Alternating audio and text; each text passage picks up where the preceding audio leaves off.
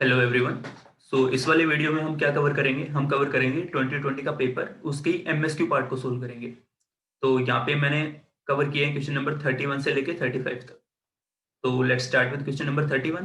तो सबसे पहले स्टार्ट करने से पहले एक छोटा सा सजेशन है कि क्वेश्चन पेपर को कैसे अटेम्प्ट करना है, उसके बारे में थोड़ा सजेशन है कि मैंने देखा है मोस्टली, मतलब जैसे हम भी स्टूडेंट ही हैं, तो मतलब बच्चे स्किप कर देते हैं, एमएसक्यू पार्ट को करेंगे नहीं या फिर लास्ट में करेंगे। ठीक है, बट मेरा सजेशन है कि इसको लास्ट में नहीं करना चाहिए। ठीक है, पेपर पैटर्न में सबसे पहले हमें देखनी चाहिए सबसे इजी पार्ट। ठीक है, तो सबसे इजी पार्ट में क्या आ सकता है? या तो पार्ट ए के स्टार्टिंग के 10 क्वेश्चन जो एक एक नंबर में आते हैं, ठीक है, वो इजी होते हैं। उसके बाद हो सकता है वो टफ भी हो, मतलब कंपेरेटिवली वो इजी होते हैं। ठीक है, उसके या फिर सेकंड ऑप्शन में तुम कर सकते हो पार्ट सी, एनएटी वाले स्टार्टिंग के 10 क्वेश्चन, वो भी इजी होते हैं। तो अगर हम ये क्वेश्चन अटेम्प्ट करते हैं तो क्या होगा, हमारे क्वेश्चन सोल्व होंगे क्योंकि वो इजी है। थिंग इज, जैसे जैसे इजी क्वेश्चन सोल्व करेंगे तो सॉल्यूशन आ रहा होगा तो हम कॉन्फिडेंट होते जा रहे होंगे, कॉन्फिडेंस बिल्डअप होगा। ठीक है, तो जैसे ही कॉन्फिडेंस बिल्डअप होता है थोड़ा बहुत, जैसे 10-15 क्वेश्चन किए, उनमें से हमारे सोल्व भी हो गए, नियरली 10 सोल्व किए तो उनमें से 8 सोल्व हो गए। ठीक है, अज्यूम कर लेते हैं कि 8 सोल्व हुए। अब वो इजी थे, तुमसे हो भी गए तो कॉन्फिडेंट हो गए। जस्ट उसके बाद सेक्शन बी के ऊपर आ जाना चाहिए। ठीक है, उसके पीछे कारण है कि अगर हम डायरेक्ट ऑप्शन मतलब सेक्शन ए को पूरा अटेम्प्ट करते हैं या फिर सेक्शन सी को पूरा अटेम्प्ट करते हैं, तो उसमें क्या है, हर क्वेश्चन के साथ तुम्हें एक कॉन्सेप्ट लगाना होगा, उसके ऊपर अप्लाई करना है, उसको सोल्व करके सॉल्यूशन निकाल के लेके आना है। अब अगर तुम सेक्शन बी करते हो तो सबसे पहली बात तो सेक्शन बी भी इजी होता है, इसमें कुछ नहीं होता, बस इसमें एक चीज होती है कि तुम्हें चार ऑप्शन को चेक करना होता है। अब थिंग जैसे हम 2020 का पेपर ये रहा, तो हमारे पास ये वाला क्वेश्चन, क्वेश्चन नंबर 31। तो अब यहाँ पे हमारे पास कोई सीक्वेंस, कुछ भी फंक्शन दे रखा था, कुछ भी क्वेश्चन दे रखा था, इस क्वेश्चन के रेस्पेक्ट में चार ऑप्शन दिए। अब एमएसक्यू है तो हमें इन चारों की वैलिडिटी चेक करनी होगी कि इनमें से कौन सा सही है कौन सा नहीं है। थिंग इज, जब हम एमएसक्यू क्वेश्चन सोल्व करते हैं तो हम एक क्वेश्चन के लिए चार ऑप्शंस को चेक करते हैं। मिनिमम वहां पे अगर चार ऑप्शन पे अलग अलग कॉन्सेप्ट नहीं भी लग रहा तो इसका मतलब कम से कम दो कॉन्सेप्ट तो लग ही रहे होंगे। तो अगर हम क्वेश्चन नंबर 31 से लेके 40 तक सोल्व करते हैं तो हर क्वेश्चन में अगर हम ऑन एन एवरेज दो कॉन्सेप्ट भी लगा के चलते हैं तो इसका मतलब इन 10 क्वेश्चन में हम 20 कॉन्सेप्ट लगा चुके हैं। ठीक है, तो अगर हमने स्टार्टिंग के 10 क्वेश्चन सोल्व किए थे सबसे पहले, ठीक है, जो एमसीक्यू थे, थोड़ा कॉन्फिडेंस बिल्डअप हुआ, उसके बाद सेक्शन बी पे आए, यहाँ पे 10 क्वेश्चन ट्राई किए, इन 10 में से ऑन एन एवरेज अगर 6-7 भी सोल्व हुए, ठीक है, इतना टफ नहीं है, इजी होता है। ठीक है, तो हम 5 लेके चलते हैं, ज्यादा भी हाई नहीं जाते हैं कि हाँ वही सब आता है, लेकिन 5 क्वेश्चन लेके चलते हैं कि अगर इन 10 क्वेश्चन में से 5 क्वेश्चन सोल्व होते हैं, और थिंग इज हमने 10 क्वेश्चन ट्राई किए, तो इसका मतलब 20 कॉन्सेप्ट हमारे माइंड में आए जिनको हमने अप्लाई करके देखा, कुछ लगे कुछ नहीं लगे। ठीक है, श्योरिटी थोड़ी ना है कि हर क्वेश्चन सोल्व होगा। तो नियरली 20 कॉन्सेप्ट हम कर चुके हैं। तो इसके बाद अगर हम बाकी बचे हुए क्वेश्चन के ऊपर जाते हैं, लाइक सेक्शन ए के जो आधे क्वेश्चन बच गए वो, या फिर सेक्शन सी के ऊपर, अब वहां पे क्या था, हमें रैंडमली कॉन्सेप्ट लगाना था। अब थिंग इज, जब हमने ये 10 क्वेश्चन किए तो 20 कॉन्सेप्ट जो हमने अभी अभी रिवाइज किए, इनके चक्कर में जो जो हमारे दिमाग में आए कि हाँ सीक्वेंस है तो सीक्वेंस के सारे कॉन्सेप्ट आ गए, उसमें ये भी अप्लाई कर दिया वो भी अप्लाई कर दिया, यहाँ पे सैडल पॉइंट की बात है तो सैडल पॉइंट वाली सारी चीजें याद आ गई। तो अगर हम ये करने के बाद बाकी पोर्शंस के ऊपर जाते हैं तो वहां पे मतलब दिमाग ज्यादा नहीं लगाना, क्योंकि पहले से दिमाग में सारी चीजें फ्रेश हो जाएंगी जैसे हम ये वाले कॉन्सेप्ट करेंगे तो। ठीक है, तो ये एक अप्रोच है कि इस वे में हम पेपर को अटेम्प्ट कर सकते हैं। ठीक है, चलो अब आते हैं इस वीडियो के ऊपर। तो हमें क्वेश्चन नंबर 31 से लेके 35 तक कवर करने हैं। Let's start with question number 31। Okay, तो यहाँ पे इसने बोला कि हमारे पास कोई सीक्वेंस थी, उसकी जनरल टर्म इसने लिखी xn equal to sine n pi by 6। Okay, अब इसने चार ऑप्शन दिए कि इन चार ऑप्शन में से कौन सा ऑप्शन सही है या फिर कौन कौन से सही है। एमएसक्यू है तो कितने भी सही हो सकते हैं। ओके, सबसे पहला ऑप्शन है the sequence has a subsequence that converges to 1/2। इस सीक्वेंस की कोई सबसीक्वेंस हमें मिलेगी जो कन्वर्ज कर रही होगी 1/2 के ऊपर। ठीक है, सेकेंड ऑप्शन है कि limit supremum of n tending to infinity x n equal to 1, कि जैसे एन टेंडिंग टू इन्फिनिटी होगा और इस सीक्वेंस का जो nth टर्म थी इसका अगर हम सुप्रीमम निकालते हैं तो वो 1 होगा। ठीक है, सी ऑप्शन था infimum, infimum is -1। D option है कि सीक्वेंस की कोई सब सीक्वेंस मिलेगी जो कन्वर्ज होगी 1/√2 के ऊपर। ठीक है, तो इन चार ऑप्शंस के ऊपर बात करते हैं। तो सबसे पहले मैं ऑप्शन नंबर बी और सी को उठाता हूँ। ठीक है, सुप्रीमम इन्फीमम का मतलब क्या हो गया कि हाईएस्ट वैल्यू। ठीक है, एन टेंडिंग टू इन्फिनिटी के ऊपर इसकी हाईएस्ट वैल्यू क्या हो सकती थी, या फिर एन टेंडिंग टू इन्फिनिटी के ऊपर इसकी लोवेस्ट वैल्यू क्या हो सकती थी। अब फंक्शन के ऊपर आते हैं, मतलब nth टर्म के ऊपर आते हैं। nth टर्म क्या है, xn equal to sine n pi by 6। ठीक है, अब थिंग इज, यहाँ पे जो हमें फंक्शन गिवन है वो है साइन एन पाई बाई 6 और we can say sine theta. ठीक है। अब थीटा किसका फंक्शन है, एन का, और एन टेंडिंग टू इंफिनिटी है। सो हम कह सकते हैं sine theta such that theta is tending to infinity. Okay. अब साइन फंक्शन की बात करें तो साइन फंक्शन एक बाउंडेड फंक्शन होता है। ठीक है, सबको पता है कि साइन फंक्शन की मैक्सिमम वैल्यू हो सकती थी 1, मिनिमम वैल्यू हो सकती थी -1। तो जैसे ही एन टेंडिंग टू इंफिनिटी होगा तो उस केस में इस फंक्शन की मैक्सिमम वैल्यू क्या हो सकती थी, 1, क्योंकि ठीक है बाउंडेड सीक्वेंस है और we can say bounded function है। सो इन दैट केस ये 1 से बाहर तो जाएगा नहीं, और मिनिमम वैल्यू क्या होगी, -1, उससे नीचे नहीं जाएगा। सो यहाँ पे इसकी सुप्रीमम हो गया 1 और इन्फीमम हो गया -1। तो ऑप्शन बी और सी हमारे पास सही हो गए। अब बात करते हैं ए और डी के ऊपर। सो ए और डी के ऊपर देखा जाए तो ऑप्शन ए को देखता हूं अगर मैं, द सीक्वेंस एज ए सब सीक्वेंस दैट कन्वर्जेस टू 1/2। ठीक है।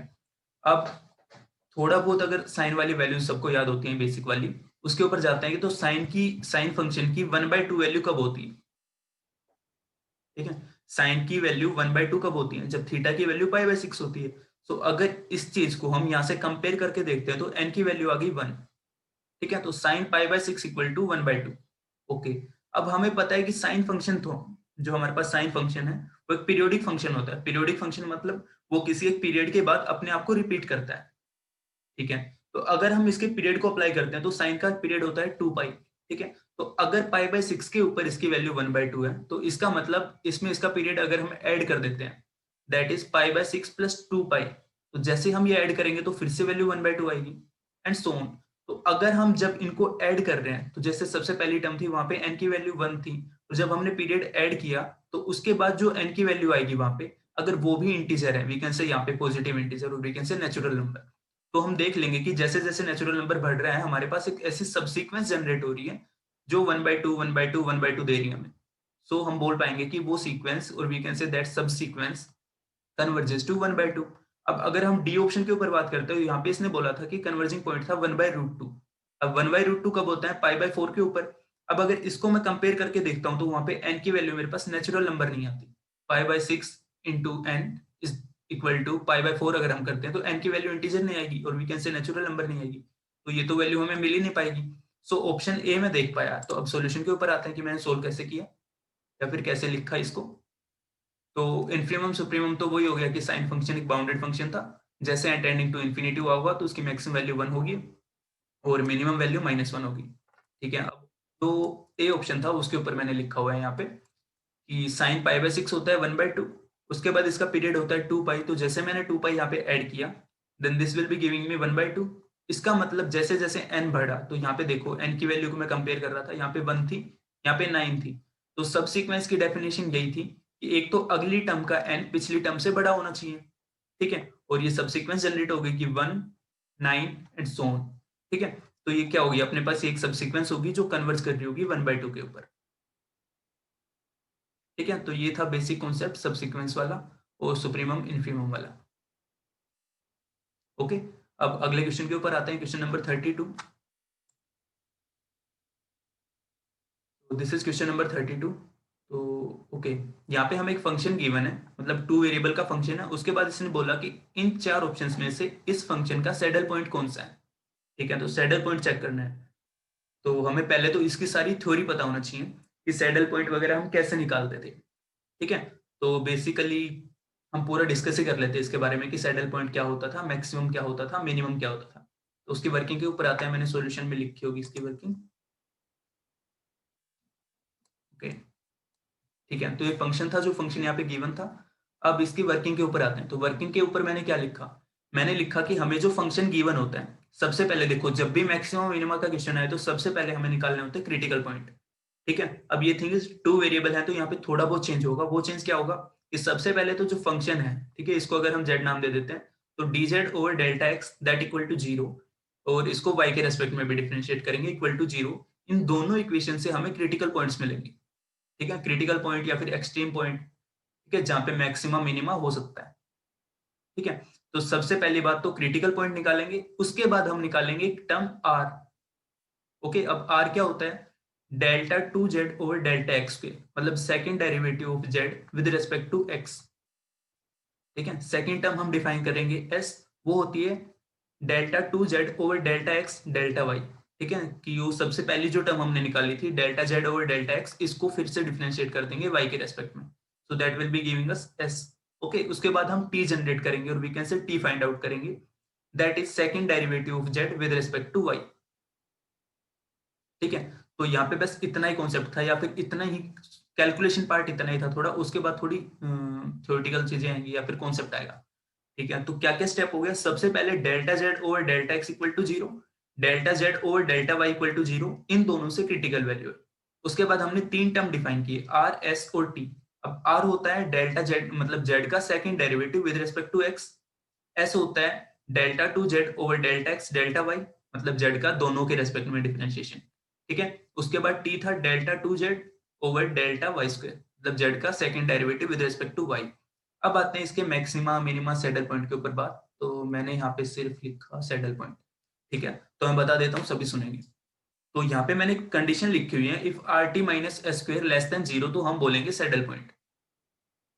ठीक है, तो हमारे पास कोई क्रिटिकल पॉइंट निकलेंगे यहाँ पे से ए बी, हमारे पास क्रिटिकल पॉइंट निकला। फिर हमने ये तीन टर्म्स डिफाइन किए और वी कैन से जनरेट किए। उसके बाद इन तीन टर्म्स में उस ए बी की वैल्यू पुट करेंगे, और अगर हमारे पास r T minus S square less than zero आएगा तो हम बोलेंगे सैडल पॉइंट। ठीक है, अब मैक्सिमा मिनिमा कब होगा, जब R T minus S square greater than zero होगा तो हम मैक्सिमा या फिर मिनिमा की बात करेंगे। अब मैक्सिमा कब होगा, तो सबसे पहली कंडीशन तो R T minus S square greater than zero. ठीक है, मैक्सिमा मिनिमा के लिए कंडीशन वो होती है। उसके बाद मैक्सिमा या मिनिमा को सेपरेट कौन करेगा, आर। ठीक है, उसके बाद हमें आर को देखना होता है, if r is greater than zero then we say that at that point a b we are having minima. ठीक है, and if r is less than zero तो हम बोलेंगे मैक्सिमा। ठीक है, क्या किया हमने, r T minus x square को फाइंड आउट किया। अगर ये लेस देन जीरो होता है हम बोलेंगे सैडल पॉइंट, अगर ग्रेटर देन जीरो होते दो केस बनेंगे, या तो मैक्सिमा या फिर मिनिमा। मैक्सिमा तब होगा जब आर की वैल्यू लेस देन जीरो होगी, और मिनिमा तब होगा जब आर की वैल्यू ग्रेटर देन जीरो होगी। ठीक है, अब इस वाले क्वेश्चन में हमें पूछा था सैडल पॉइंट, तो ये वर्किंग हो गई, ये मैंने इसका मेथड लिख दिया। इसके बाद इसके सॉल्यूशन के ऊपर आते हैं। तो सबसे पहले हमने किया delta Z over delta x, इसको इक्वेट टू जीरो किया, तो जैसे ही two x two minus y equal to zero, x equal to zero, y equal to two, ये हमारे पास क्रिटिकल पॉइंट आया। ठीक है, इस वाले इक्वेशन को सोल्व करते हुए।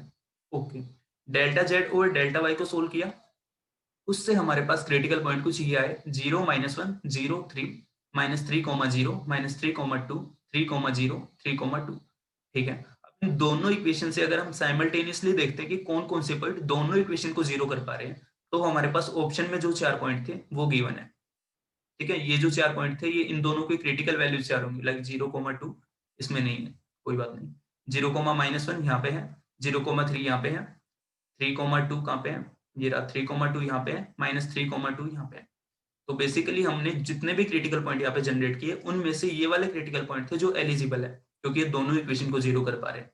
ठीक है, उसके बाद हमें क्या करना होता था, आर एस और टी डिफाइन करने होते थे। तो आर का मतलब delta Z over delta x को फिर से एक बार डिफरेंशिएट, तो इसको फिर से एक बार एक्स के रेस्पेक्ट में डिफरेंशिएट किया, तो two into two minus y. Okay, ऐसा होता था कि delta Z over delta y और we can say delta x मतलब दोनों के रेस्पेक्ट में डिफरेंशिएट करते थे। तो जैसे इसको डिफरेंशिएट करेंगे तो ये वाई के रेस्पेक्ट में था, इसको एक्स के रेस्पेक्ट में फिर से करेंगे तो माइनस टू एक्स, तो ऐसे हमारे पास यहाँ पे आ गया। उसके बाद हम टी जनरेट करते थे, टी क्या होता था, इसका second derivative with respect to Y, तो इसको फिर से डिफरेंशिएट किया तो minus six Y plus six. Okay, R S O T हमने डिफाइन कर दिया।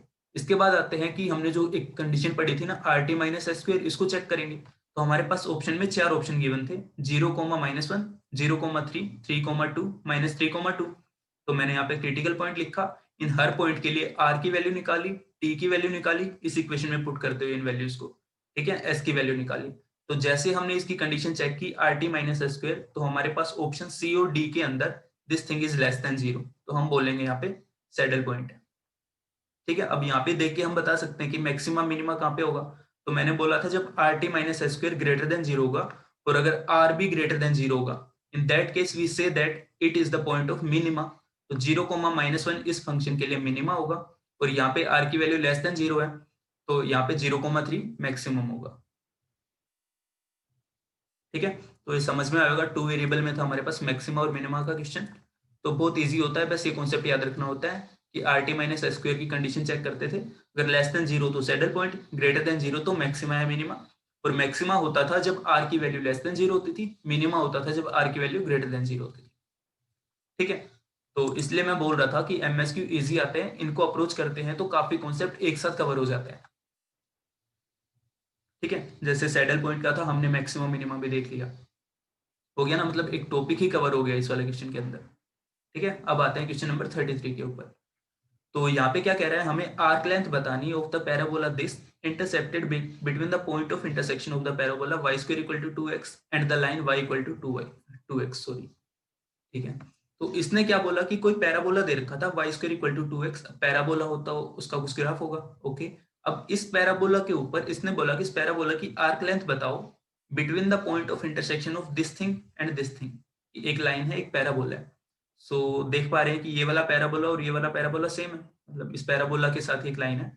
अब ये लाइन है y इक्वल टू 2x, तो इसने बोला हमारे पास, देखो मैंने इसका ग्राफ तो नहीं बनाया, लेकिन थोड़ा विजुअलाइज करने के लिए अगर देखना चाहते हैं तो देख सकते हैं। इसने एक पैराबोला बोला y square equal to 2x, तो y square equal to 2x का मतलब वो पैराबोला कुछ ऐसे होगा, y एक्सिस को टच करेगा। ठीक है, उसने फिर बोला y इक्वल टू 2x, तो y equal to 2x line होगी जो 0 0 से पास होगी। सो 0 0 से अगर पास होते हो, अगर यहाँ से कोई लाइन ड्रॉ करते हैं, सॉरी मैं ये नहीं, सॉरी देखो समझ लो, इसे ग्राफ नहीं बनाएंगे तो भी हो जाएगा, लेकिन ग्राफ से मैं दिखाना चाह रहा हूँ। तो हमारे पास एक पैराबोला था y एक्सिस को टच करते हुए ऐसे, उसके बाद 0,0 से एक लाइन ड्रॉ की मैंने यहाँ पे, तो इस ग्राफ को कुछ ऐसे कट कर गई। सो बेसिकली अगर पेंसिल की तरह राइटिंग बहुत गंदी आएगी, ठीक है, तो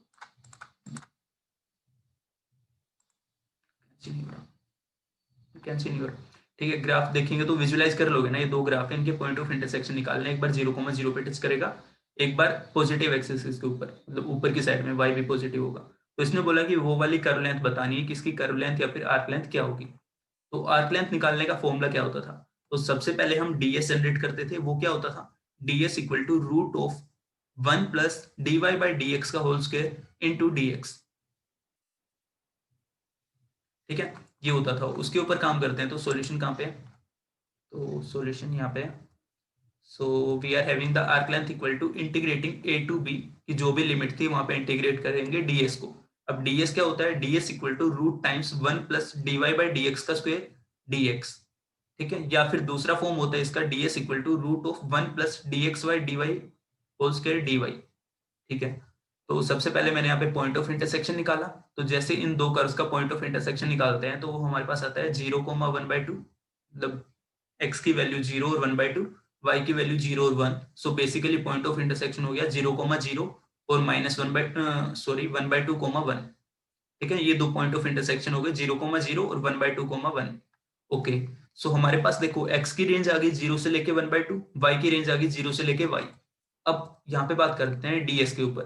तो अगर हम ds को इंटीग्रेट कर रहे हैं, अगर हम ये सबसे पहले वाला फॉर्म लगाते हैं, ये वाला जो ds equal to root of 1 plus dy by dx का होल स्क्वायर इंटू dx, अगर इसको इंटीग्रेट करेंगे तो इसमें x की वैल्यू लगेंगी। x की लिमिट है 0 से 1/2 और y की है 0 से 1, अगर सेकंड ऑप्शन यूज करते हैं। तो ऑप्शन में हमारे पास क्या है, एक बार x के रेस्पेक्ट में कर रहे हैं, एक बार y के रेस्पेक्ट में। सो बेसिकली हमें दोनों के लिए चेक करना होगा, तो दोनों फॉर्म लगाने हैं यहाँ पे। ओके, सो फंक्शन था y square equal to 2x, तो मैंने निकाला dx by dy that equal to y। ठीक है, अब l क्या होता था, l क्या होता था, integrating for all values of x under root 1 plus dy by dx का होल स्क्वायर इंटू dx। ठीक है, तो इसको मैंने सोल्व किया, तो 0 से लेके 1/2, क्योंकि x की वैल्यूज कुछ ही आई थी, रूट में 1 प्लस 1 बाई वाई स्क्वायर, इसका रेसिप्रोकल लेंगे तो 1 बाई वाई स्क्वायर dx। अब वाई स्क्वायर की वैल्यू क्या है 2x, तो यहाँ पे क्या हो गया 2x plus 1 divided by 2x, तो integrating 0 to 1/2 root of 1 plus 2x divided by 2x dx। तो सबसे पहला तो सॉल्यूशन हमारे पास कुछ ही आया, that is option number C. ठीक है, अब दूसरा फॉर्म लगाएंगे, उससे हमें y की वैल्यू पता चलेगी, और वी कैन से y वाला फॉर्म पता चलेगा।